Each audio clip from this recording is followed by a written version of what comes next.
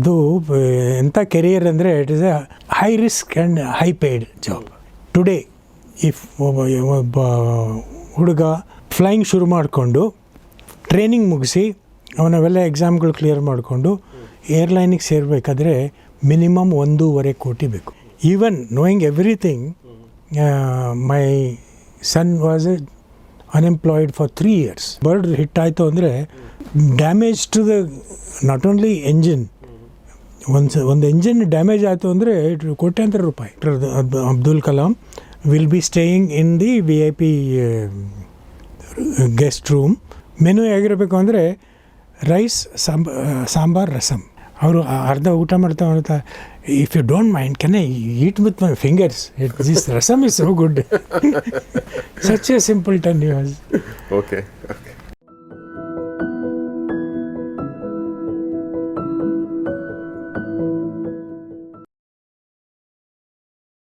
ಅದೇ ಈ ಏರ್ಫೋರ್ಸಲ್ಲಿ ಏನು ಅಂದರೆ see we don't get paid like airline.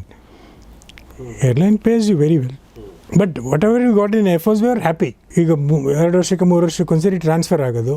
So will carry our family and will get at least 1 bedroom ಮನೆ ಸಿಗ್ತಾಯಿತ್ತು, ಫ್ರೆಂಡ್ಸ್ಗಳು ಬರ್ತಾಯಿದ್ರು. ಆ ಥರ social life is so good. Interaction ಒಬ್ಬ ಮರಿಯಲ್ಲ, ಯಾರು ಫ್ರೆಂಡ್ ಆದ್ರಲ್ಲ, ನೀವು next go to next station, you still keep in touch. ಈಗಂತೂ ಬಿಡಿ ಮೊಬೈಲೆಲ್ಲ ಇದೆ, ಹೋಗೆಲ್ಲ even we used to write regular letters. So air force life that way we miss. ಇಲ್ಲಿ ಏನಾಗುತ್ತೆ ಏರ್ಲೈನಲ್ಲಿ, 2 major difference between air force and airline.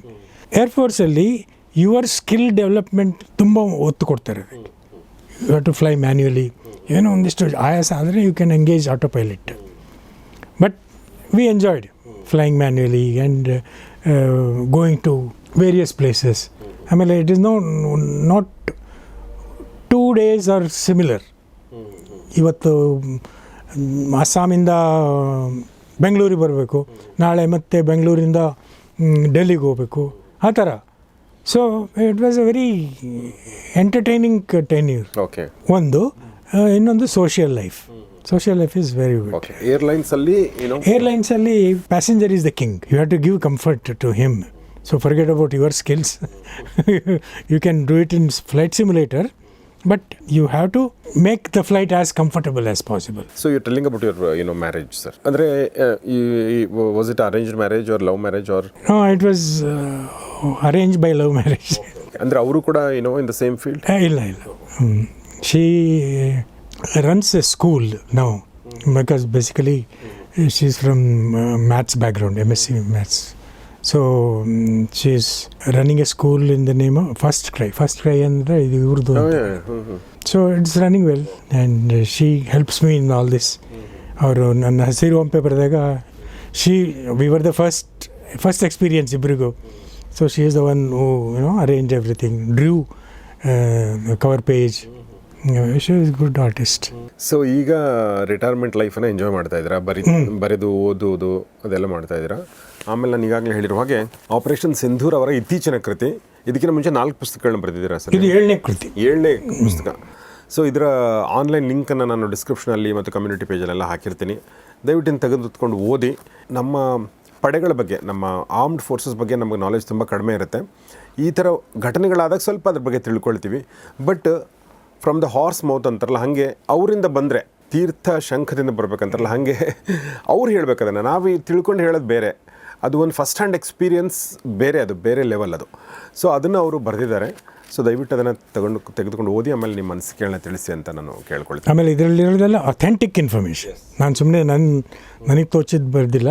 It is vetted, shown to people, relevant to people.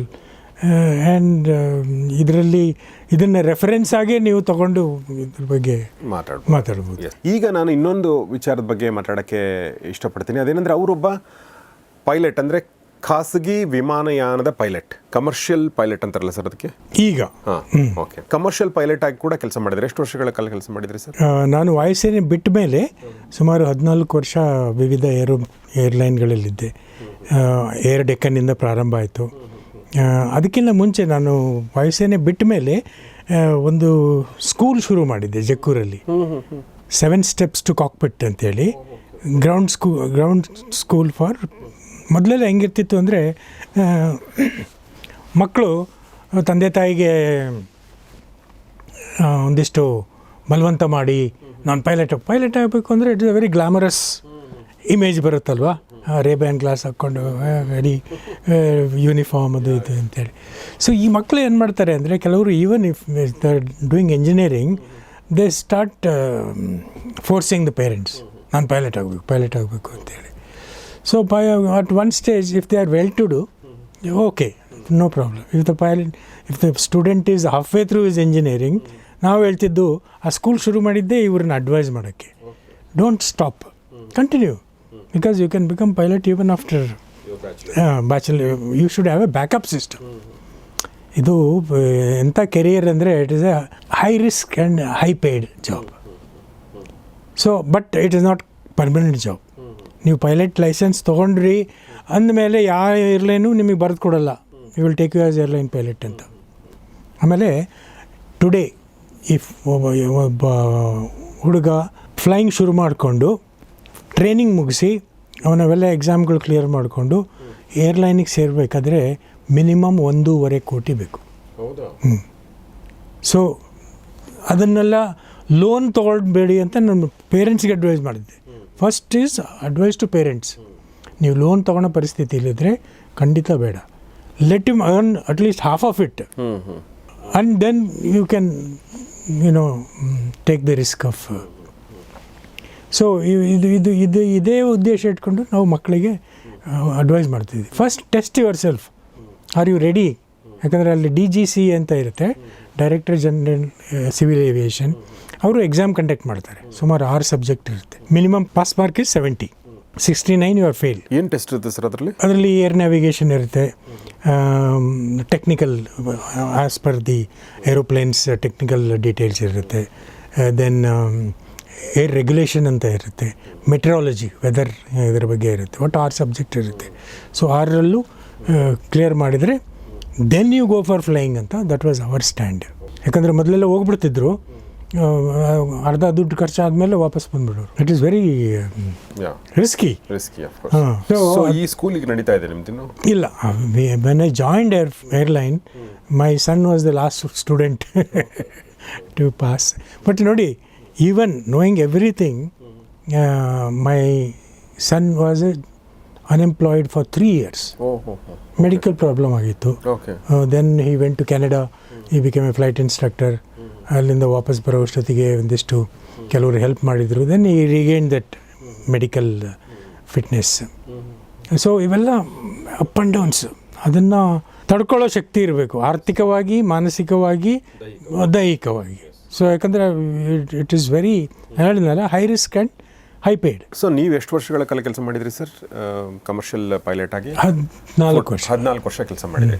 So ಈ ಒಂದು ಅನುಭವದ ಬಗ್ಗೆ ಏನು ಹೇಳಕ್ಕೆ ಇಷ್ಟಪಡ್ತೀರಿ ಸರ್ ನೀವು? ಅಂದರೆ ಈಗ ನಾವು ಯೂಶ್ವಲಿ ನಾವು ಒಬ್ಬ ಕಾಮನ್ ಪ್ಯಾಸೆಂಜರ್ ಆಗಿ ನಾವು ಹೋದಾಗ ಪೈಲಟ್ಗಳು ನಮಗೆ ಕಾಣಲ್ಲ, ಅವ್ರ ವಾಯ್ಸ್ ಮಾತ್ರ ಕೇಳುತ್ತೆ. ಐ ಆಮ್ ದಿಸ್ ಕ್ಯಾಪ್ಟನ್ ಈ ಥರ ಹೇಳ್ತಾರೆ, ಅವ್ರ ಹಿಂದಿ ಹೆಸರುಗಳು ಜಾಸ್ತಿ ಇರ್ತವೆ. ಸೊ ನಾವು ಇಲ್ಲಿ ಹೋಗ್ತಾ ಇದ್ದೀವಿ, ಸೊ ಆರಾಮಾಗಿ ಎಂಜಾಯ್ ಯರ್ ಫ್ಲೈಟ್ ಅಂತ ಹೇಳ್ತಾರೆ. ಆಮೇಲೆ ಒಂದು 5 ನಿಮಿಷ ಇದ್ದಾಗ ಅದನ್ನು ಹೇಳ್ತಾರೆ. ಅಷ್ಟಿಗೆ ನಮ್ಮದು ನಮ್ಮ ರಿಲೇಷನ್ಶಿಪ್ ಮುಗಿಯುತ್ತೆ. ಏರ್ ಹೋಸ್ಟೆಸ್ಸು ಸ್ವಲ್ಪ ಚೆಂದ ಇರ್ತಾರೆ, ನಾವು ಆವಾಗ ನೋಡ್ತೀವಿ, ಅವರು ನೋಡ್ತಾರೆ, ಅಲ್ಲಿಗೆ ನಮ್ಮದು ಮುಗಿಯುತ್ತೆ. ಅಂದರೆ ಒಬ್ಬ ಕಾಮನ್ ಪ್ಯಾಸೆಂಜರ್. ಬಟ್ ಒಳಗಡೆ ಏನು ನಡೀತಾ ಇರುತ್ತೆ? ನಾನು 3 ಏರ್ಲೈನ್ಗಳು ನೋಡಿದ್ದೀನಿ. I already name them. But some airlines are ಒಂದು ಇಂಪಲ್ಸಿವ್ ಡಿಸಿಷನ್ ತೊಗೊಂಡು ಏನೇನೇನೋ ಮಾಡೋಕ್ಕೆ ಹೋಗ್ತಾರೆ. They won't sustain in the market. Airline itself is a very huge investment. ಅದಕ್ಕೆ ಇನ್ವೆಸ್ಟರ್ಸು ಅಷ್ಟೇ ಸೌಂಡ್ ಮೈಂಡ್ ಇರಬೇಕು ಆ್ಯಂಡ್ ಡೀಪ್ ಪಾಕೆಟ್ಸ್. ಬಹಳ ವ್ಯವಸ್ಥಿತವಾಗಿ ನಡೆದಿದ್ದು ಮೊದಲನೇ 2 ಏರ್ಲೈನ್ನಲ್ಲಿ ನಡೆಯಲಿಲ್ಲ. ಯಾವುದ್ಯಾವುದು? ಏರ್ ಡೆಕ್ಕನ್ ಆ್ಯಂಡ್ ಕಿಂಗ್ಫಿಷರ್ ನಡೆಯಲಿಲ್ಲ. ಓಕೆ, ಎರಡು ಇಲ್ಲ ಈಗ. ಇಲ್ಲ, exactly. But when I joined IndiGo, that is the time I came to know ಒಂದು ಏರ್ಲೈನ್ ಹೇಗೆ ನಡಿಬೇಕು ಅಂತ. It's a model. ಅವ್ರದ್ದು ಏನು USP ಏನು ಅಂದರೆ ಆನ್ ಟೈಮ್. On time. ನಮ್ಮ ಮನೆಗೆ ಕಾರ್ ಕಳಿಸೋರು, ನಾನು ಈ ಸಮಯದಲ್ಲಿ ಕಾರಲ್ಲಿ ಕುತ್ಕೊಂಡಿಲ್ಲ ಅನ್ನೋ ಮೆಸೇಜ್ ಸಿಕ್ಕೊಡ್ಲೆ ನಮಗೆ ಕಾಲ್ ಬರೋದು. Okay captain are you delayed ಅಂತೇಳಿ.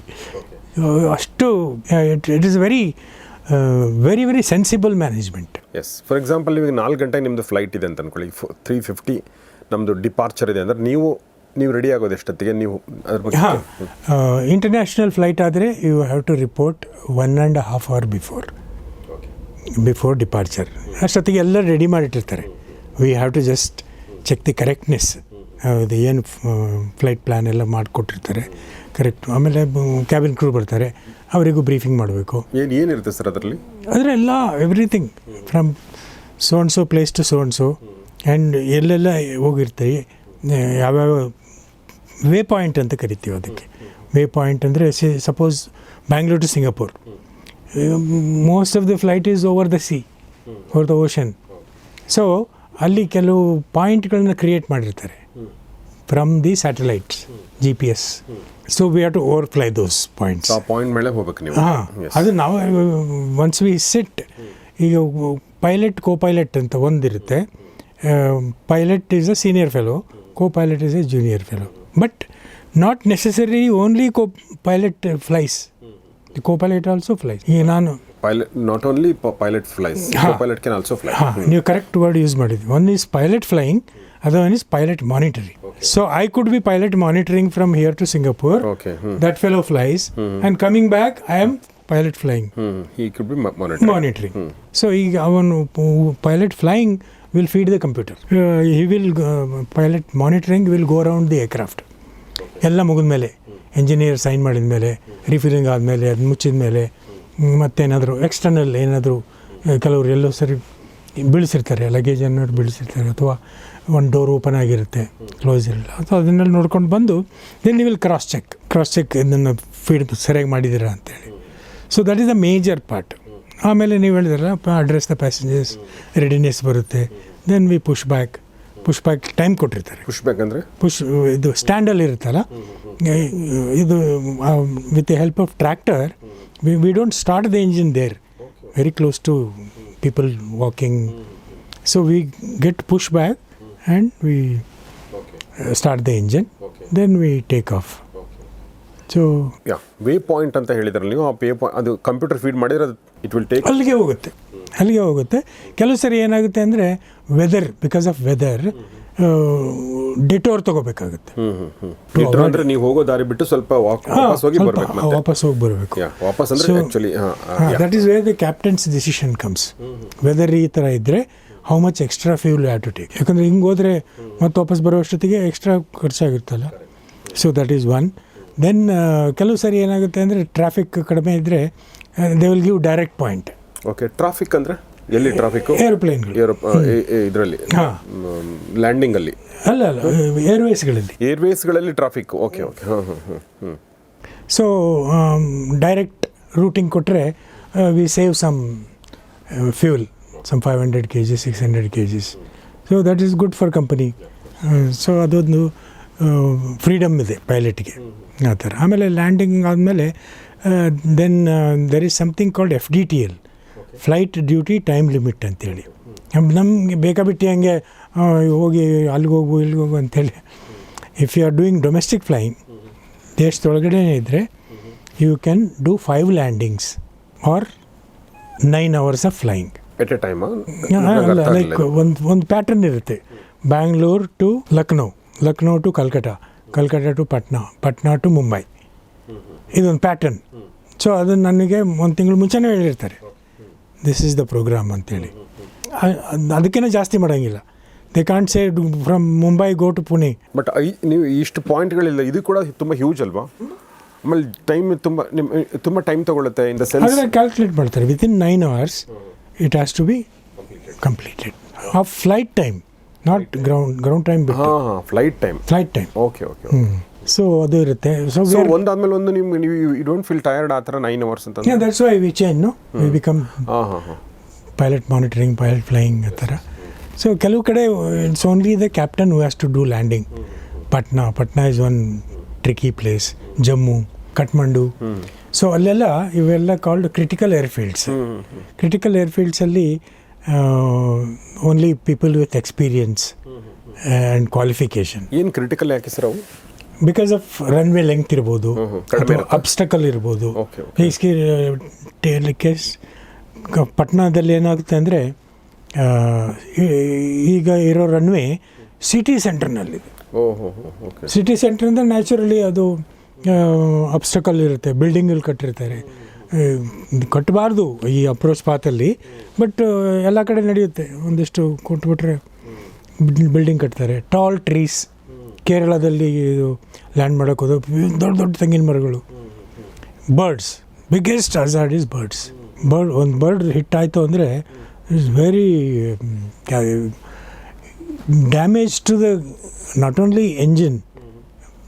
ಒಂದು ಎಂಜಿನ್ ಡ್ಯಾಮೇಜ್ ಆಯಿತು ಅಂದರೆ ಕೋಟ್ಯಾಂತರ ರೂಪಾಯಿ. ಸರ್ ಅದು ಯಾಕೆ ಹಂಗೆ ಆಗುತ್ತೆ? ಒಂದು ಬರ್ಡ್ ಅಂದರೆ ಅದು ಎಷ್ಟು ದೊಡ್ಡದಿರುತ್ತೆ, ನೋಡಿ ಅದಕ್ಕೆ ಅಷ್ಟು ಶಕ್ತಿ ಅಂದರೆ ಅಷ್ಟು ಅದಕ್ಕೆ ವೆಯ್ಟ್ ಇರುತ್ತಾ, ಅಂದರೆ ಆ ಸ್ಪೀಡಿಗೆ ಹಂಗಾಗುತ್ತಾ? ಆಮೇಲೆ ಅದು ಎಂಜಿನ್ ಅಷ್ಟೊಂದು ಐ ಮೀನ್ ಆ ಒಂದು ಬರ್ಡ್ ಹೊಡೆದಕ್ಕೆ ಅಷ್ಟು ಡ್ಯಾಮೇಜ್ ಆಗೋಷ್ಟು ಅದು ಆಲ್ ದಿಸ್ ಕ್ವಶನ್. ನೋಡಿ, ಫಿಸಿಕ್ಸಲ್ಲಿ ಒಂದು ಫಾರ್ಮುಲಾ ಇದೆ, momentum is equal to half mv² ಅಂತೇಳಿ. ಮೊಮೆಂಟಮ್ ಅಂದರೆ ಇಂಪ್ಯಾಕ್ಟ್ ಆನ್ ದಿ ಬಾಡಿ. ಒಂದು 5 kg ಬರ್ಡ್ ಅಂತ ಇಟ್ಕೊಳ್ಳೋಣ. ಇಟ್ ಮೇ ವೇ ವಲ್ಚರ್, ಸಣ್ಣ ಪುಟ್ಟ ಬರ್ಡ್ ಏನು ನೋ ಪ್ರಾಬ್ಲಮ್. ಒಂದು 5 kg ವೇ ಮಾಡೋ bird, if it hits an aircraft which is travelling at 250 kilometers, so v² ಅಂದರೆ 250 square. So that is where the impact comes. ಆವಾಗ ಎಷ್ಟೇ ಸ್ಟ್ರಾಂಗ್ ಮೆಟಲ್ ಇದ್ದರೂ it will pierce through. So ಅದು damage. Body damage ಆದರೆ ಪರವಾಗಿಲ್ಲ, but engine turbine damage ಆಗಿಬಿಟ್ರೆ then you lose that engine. So then you have to fly on one engine. ಕೆಲವು incident ನೀವು ಓಡಿರ್ಬೋದು. ಒಂದು ಇಂಗ್ಲೀಷ್ ಪಿಕ್ಚರ್ ಬಂದಿತ್ತು, ಸಲ್ಲಿ ಅಂತೇಳಿ. So both engines gone. ಎರಡೂ ಈ ಮೇಯ್ನ್ ರಿಸ್ಕ್ ಏನು ಅಂದರೆ migratory birds, they fly in flocks. ಆಮೇಲೆ ಅವ್ರ ರೂಟಿಗೆ ಅದರ ಬಗ್ಗೆ ಜ್ಞಾನ ಇರಬೇಕು, ಅವ್ರ route. Once I was sitting with doctor Abdul Kalam, where we were discussing about this problem. Salim Ali ಅಂತ ಒಬ್ಬರು ಆರ್ನಿಥಾಲಜಿಸ್ಟ್ ಇದ್ದರು. He was also part, when he was alive, was part of that. ಅವರು ಆರ್ನಿಥಾಲಜಿಸ್ಟ್ ಅಂದರೆ ಪಕ್ಷಿಶಾಸ್ತ್ರಜ್ಞ ಸಲೀಮ್ ಅಲಿ. ಅವರು ಬೀದರ್ ಒಂದ್ಸಲ ಬಂದಿದ್ರು ನಾವು ಚಿಕ್ಕವರಿದ್ದಾಗ. ಓಕೆ. ಸೊ ಅವರಿಗೆ ಒಂದು ಇದನ್ನು ಕೊಟ್ಟಿದ್ರು, study about the bird activity in Indian air force basis. So ಅವರು ಒಂದಿಷ್ಟು ರೆಕಮೆಂಡ್ ಮಾಡಿದರು. ಈ ಚರ್ಮದ ಇಂಡಸ್ಟ್ರಿಯಲ್ಲೆಲ್ಲ ಆ ಥರ ಇದ್ದರೆ ಅಲ್ಲಿ ಜಾಸ್ತಿ ಬರ್ಡ್ ಇರ್ತವೆ. ಈ ದೇವನಹಳ್ಳಿ ಓಪನ್ ಆದಾಗ ಅಲ್ಲಿ 2 ಡಂಪಿಂಗ್ ಗ್ರೌಂಡ್ಸ್ ಇದ್ದವು ವಿತಿನ್ 12 kilometers. ಅದನ್ನು ತೆಗ್ಸೋಕ್ಕೆ 3 ವರ್ಷ ಬೇಕಾಯಿತು. So these are the bird hazard reasons. So ಅದರಿಂದ ಇಂಥ ಬರ್ಡ್ ಹಜಾರ್ಡ್ ಏರ್ಪೋರ್ಟ್ ಅಂತ ಒಂದು ಏನು ಕೊಟ್ಟಿರ್ತಾರೆ, ಅದಕ್ಕೆ normally we don't let the co-pilot fly. So you are telling about Abdul Kalam, ಇದನ್ನೇ ಡಿಸ್ಕಸ್ ಮಾಡ್ತಾ ಇದ್ರಾ? ಹಾಂ, ಇನ್ಫ್ಯಾಕ್ಟ್ ಅದೇನಾಯ್ತು ಅಂದರೆ he was still the scientific adviser to president of India. ಒಂದು ದಿವಸ ಮೆಸೇಜ್ ಬಂತು, ನಾನು ಹೈದರಾಬಾದಲ್ಲಿದ್ದೆ. ಸೊ ಮೆಸೇಜ್ ಬಂತು, doctor I just received Bharat Ratna. Message ಬಂತು, doctor Abdul Kalam will be staying in the VIP guest room while the aircraft is refuelling. ಎಲ್ಲೋ ತಿರುವನಂತಪುರಮಿಂದ ಏನೋ ಬರ್ತಾಯಿದ್ರು to Delhi, ಮಧ್ಯೆ ರಿಫ್ಯೂಲ್ ಮಾಡಬೇಕಾಗಿತ್ತು. So please arrange. ಆಮೇಲೆ ಸ್ಪೆಸಿಫಿಕ್ ಇನ್ಸ್ಪೆಕ್ಷನ್. ಮೆನು ಹೇಗಿರಬೇಕು ಅಂದರೆ ರೈಸ್, ಸಾಂಬಾರ್, ರಸಮ್. ನಮ್ಮ ಮೆಸ್ ಹವಲ್ದಾರಿಗೆ ಅವನಿಗೆ ಆಶ್ಚರ್ಯ, VIP ರೂಮಲ್ಲಿ ಬರೋದೇ ಎಲ್ಲ ದೊಡ್ಡ ದೊಡ್ಡ ಮೆನು ಹಿಡ್ಕೊಂಡು ಅಂತೇಳಿ. ಸೊ ಅವ್ರು ಬಂದರು, ಅವ್ರ ಜೊತೆಗೆ ಇನ್ನೊಬ್ಬರು ವಿಜ್ಞಾನಿನೂ ಬಂದಿದ್ದರು. ಸೊ ಅವರು ಡಿಸ್ಕಸ್ ಮಾಡ್ತಾಯಿದ್ರು. ನಾವು ಅದ್ರ ಬಗ್ಗೆ ಬರ್ಡ್ ಮೆನಸ್ ಬಗ್ಗೆ ನಾವು 3 ಜನ ಕೂತ್ಕೊಂಡಿದ್ದು. ಸೊ ಅವರೇ ಹೇಳಿದರು, ಹೀಗೆ we are doing that survey and very shortly we will advise the air force what to do, how to reduce the bird menace ಅಂತೇಳಿ. So that was a topic where he had so much. ಆಮೇಲೆ ಊಟ ಮಾಡ್ಬೇಕಾದ್ರೆ ಇನ್ನೊಂದು ಸ್ವಾರಸ್ಯಕರವಾದ ಘಟನೆ ನಡೀತು. I was the president of mess committee. So protocol ಪ್ರಕಾರ ನಾನು ಇಲ್ಲಿ head of the table, Arunachalam ಈ ಕಡೆ, ಅಬ್ದುಲ್ ಕಲಾಂ ಆ ಕಡೆ. So I was little ಎಂಬರಾಸ್ಡ್.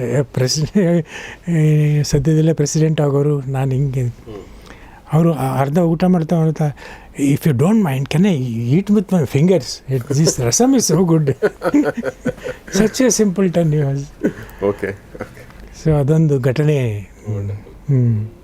Sir, 2 ವಿಚಾರಗಳು. ಒಂದು ಲ್ಯಾಂಡಿಂಗು ಮತ್ತು ಟೇಕ್ ಆಫ್ ಎರಡು ಪೈಲಟ್ಗೆ ಇವು challenging sir? Not take off so much, but landing definitely. Take off ಏನಾಗುತ್ತೆ ಅಂದರೆ ನಾನು ಹೇಳಿದ್ನಲ್ಲ, ಬಹಳ ಫಾಸ್ಟಾಗಿ ಆಗಿಬಿಡುತ್ತೆ.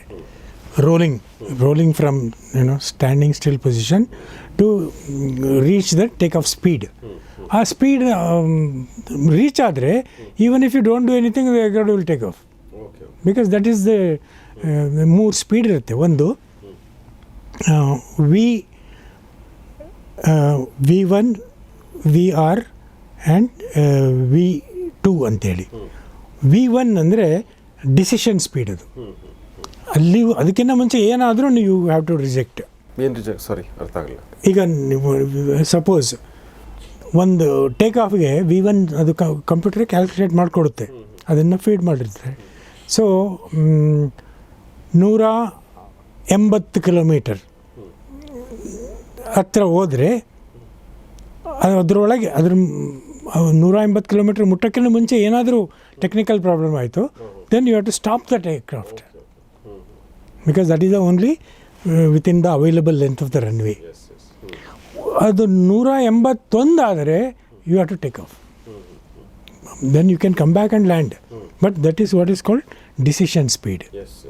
Once we take decision, V1 ಅಂತ next pilot ಕಾಲಮ್ ಮಾಡಿದರೆ, then that means you should be ready to mentally, anything happens you have to take off.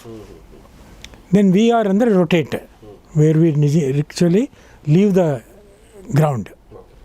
V rotation. V is speed, R ಅಂದರೆ rotation. So that at that point, even if you don't do anything, aircraft will take off. Of course, we have to have control. V2 ಅಂದರೆ take off safety speed.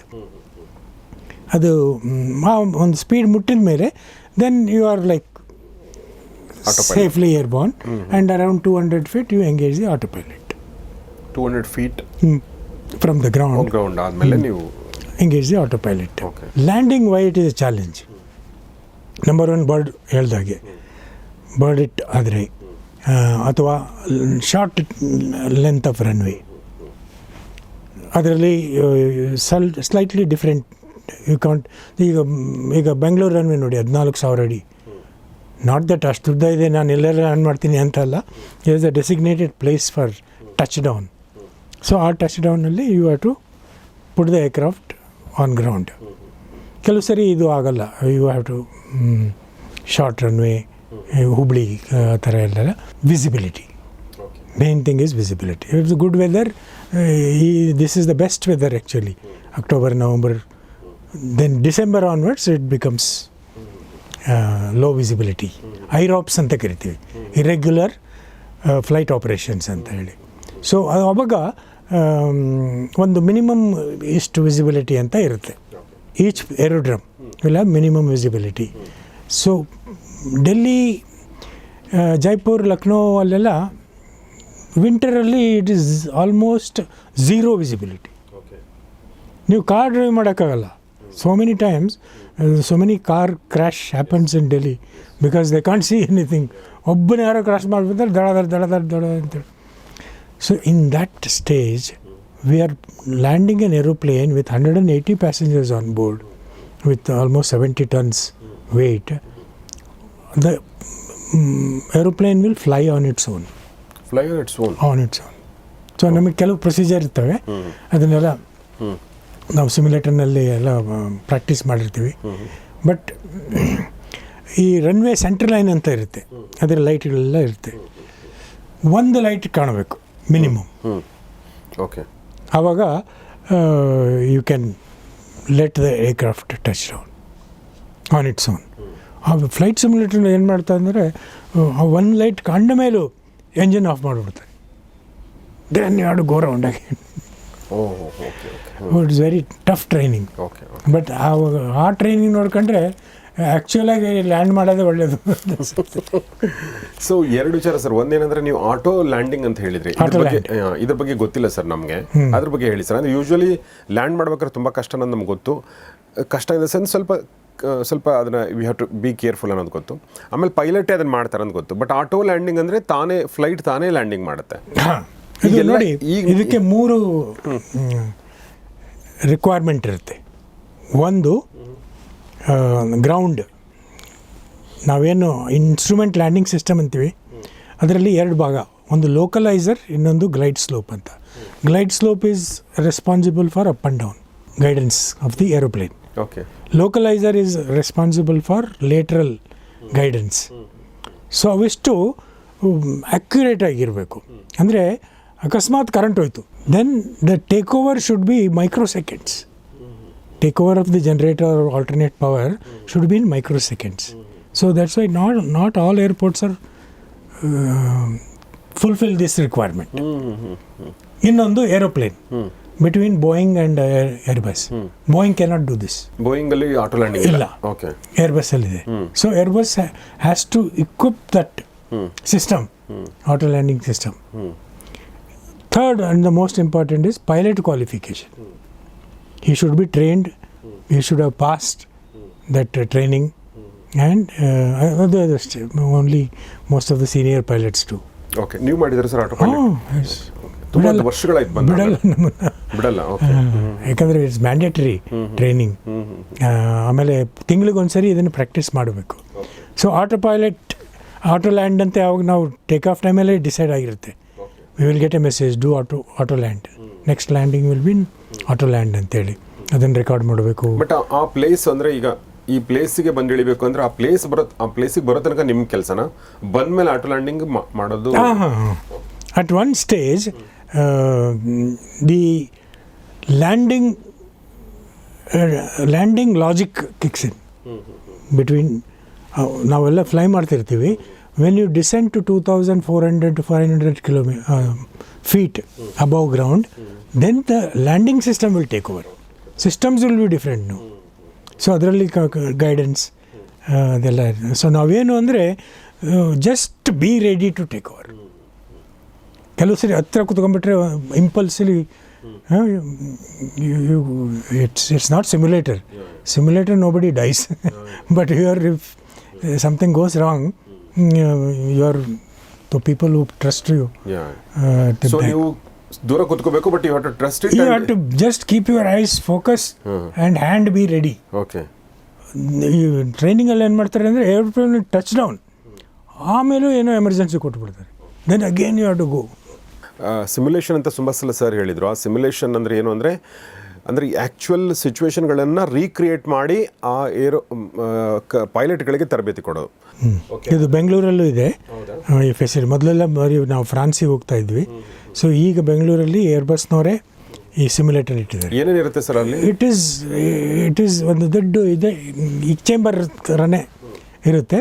Actual cockpit screen ಮೇಲೆ ನಿಮಗೆ ಹೆಂಗೆ ಹೊರಗಡೆ ಕಾಣಿಸುತ್ತೋ ಅದೆಲ್ಲ ಇರುತ್ತೆ. So ನೀವು hard landing ಮಾಡಿದ್ರಿ, ಅದು ದಡ್ ಅಂತ ಅದೇ ಕೆಳಗೋಗ್ಬಿಡುತ್ತೆ. ಮತ್ತು ಅದನ್ನು ರಿಪೇರಿ ಮಾಡೋಕ್ಕೆ ಇಂಜಿನಿಯರ್ಗಳು ಬರಬೇಕು. So when you do turn, ಆಮೇಲೆ when you do low visibility take off, ಎಲ್ಲ it is similar as good as on ground. ನಿಮಗೆ ಬಾಡಿ ಮೇಲೂ ಅದು ಫೋರ್ಸ್ ಬೀಳ್ತಾ ಇರುತ್ತೆ. So it is better than real aircraft. ಯಾಕಂದರೆ ಅಲ್ಲಿ any emergency can be simulated. ಸೊ ಅದು ಭಾಳ ಸರ್. ಇದೆಲ್ಲ ಯೋಚನೆ ಮಾಡಿದ ಮೇಲೆ ಅಂದರೆ ಇಷ್ಟೆಲ್ಲ ನೀವು ಪ್ರಿಕಾಷನ್ಸು ಇಷ್ಟೆಲ್ಲ ಇದ್ದರೂ ಕೂಡ ಇತ್ತೀಚೆಗೆ ಅಹಮದಾಬಾದಲ್ಲಿ ಏರ್ ಇಂಡಿಯಾದು ಏರ್ಬಸ್ ಫ್ಲೈಟ್ ಕ್ರಾಶ್ ಆಯಿತು ಸರ್. ಏನು ಸರ್ ಅದು ಕಾರಣ? ಇದ್ರ ಬಗ್ಗೆ ತುಂಬ ವಿವಾದ ನಡೀತಾ ಇದೆ, ಇನ್ನೂ ನಡೀತಾನೆ ಇದೆ. ಅಲ್ಲಿ ನೋಡಿ ಸರ್, 2 ಎಂಜಿನ್ಗಳು ಅಂದರೆ ಯಾಕೆ ಒಂದು ಎಂಜಿನ್ ಆಫ್ ಮಾಡಿದೆ ಅಂತ ಒಬ್ಬ ಪೈಲಟ್ ಕೇಳುತ್ತೆ, ನಾನು ಆಫ್ ಮಾಡಿಲ್ಲ ಅಂತಾನೆ, ಅದೇನೋ ಒಂದು ರ್ಯಾಟ್ ಅಂತ. ಹಾಂ, ಎಕ್ಸಾಕ್ಟ್ಲಿ. ಅದೇ ಹೇಳಿದ್ನಲ್ಲ, ಆಟೋಮೇಷನ್ ಹೆಚ್ಚಾಗ್ತಾ ಹೋದಾಗೆ ನ್ಯಾಚುರಲಿ ಅದರಲ್ಲಿ it's a machine after all. So ಈ pilots input is not required everywhere. ಕೆಲವು ಇದು ಸ್ಪೆಷಲಿ ಬೋಯಿಂಗ್ ಕಂಪನಿಯಲ್ಲಿ ಇಂಥದ್ದು ಅಪಘಾತಗಳು ತುಂಬ ನಡೆದಿವೆ. It has a very bad track record.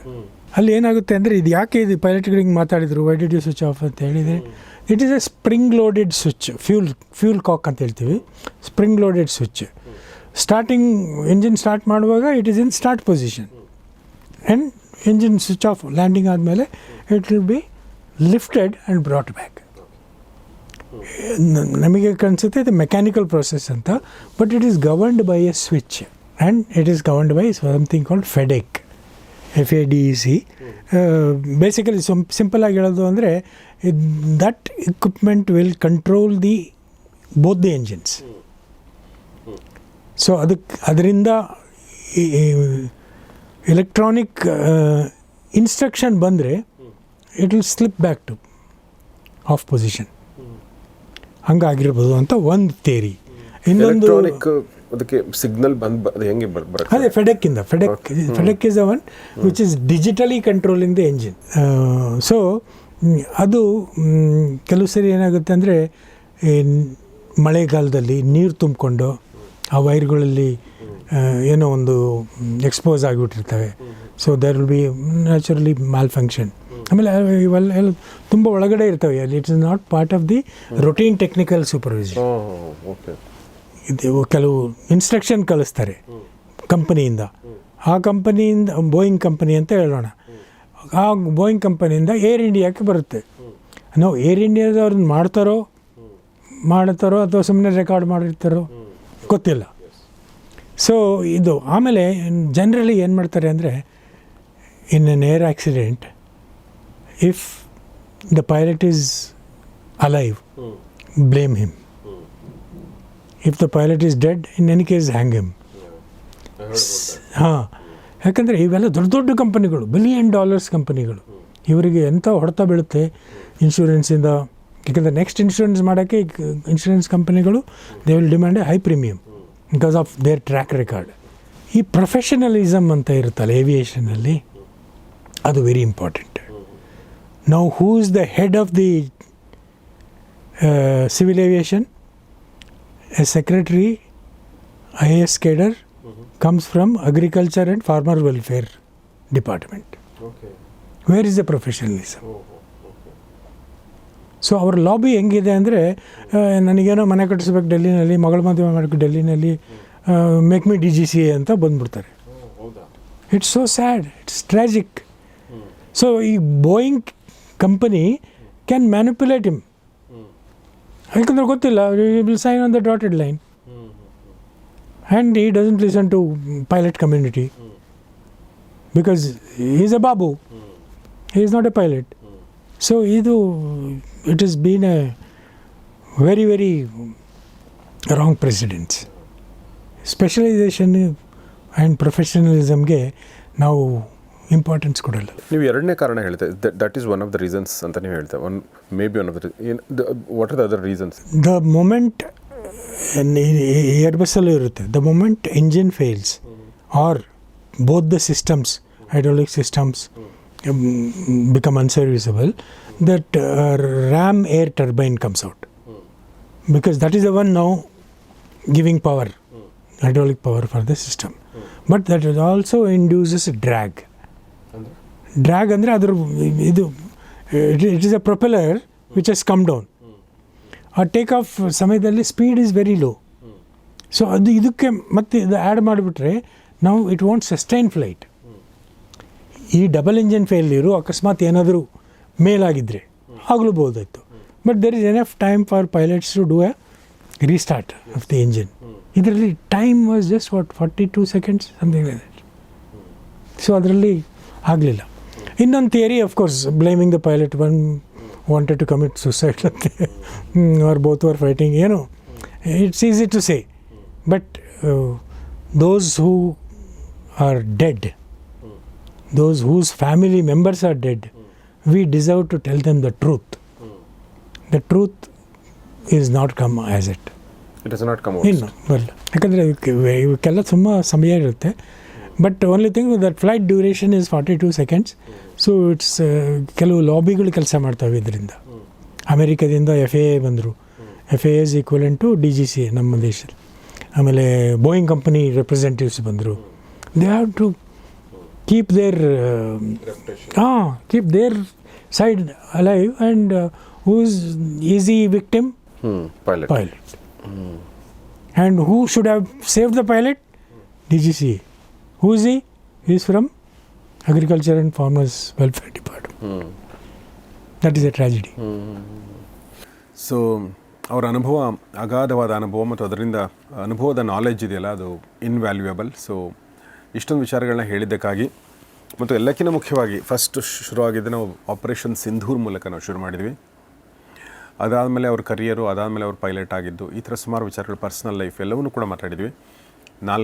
ನಾಲ್ಕು ಎಪಿಸೋಡ್ಗಳು ಮಾಡಿದ್ವಿ. ನೋಡಿದ್ರೆ ದಯವಿಟ್ಟು ಎಲ್ಲವನ್ನೂ ನೋಡಿ ಅಂತ ಹೇಳ್ತಾ, ಈ ಪುಸ್ತಕ ಆಪರೇಷನ್ ಸಿಂಧೂರಿದು ಅಯೋಧ್ಯ ಪ್ರಕಾಶನದವರು ಇದನ್ನು ಪಬ್ಲಿಷ್ ಮಾಡಿದ್ದಾರೆ. ಇದರ ಡೀಟೇಲ್ಸ್, ಆನ್ಲೈನ್ ಲಿಂಕಿನ ಡೀಟೇಲ್ಸ್ನ ನಾನು ಸ್ಕ್ರೀನ್ ಮೇಲೆ ಮತ್ತು ಕಮ್ಯುನಿಟಿ ಪೇಜಲ್ಲಿ ಡಿಸ್ಕ್ರಿಪ್ಷನ್ ಹಾಕಿರ್ತೀನಿ.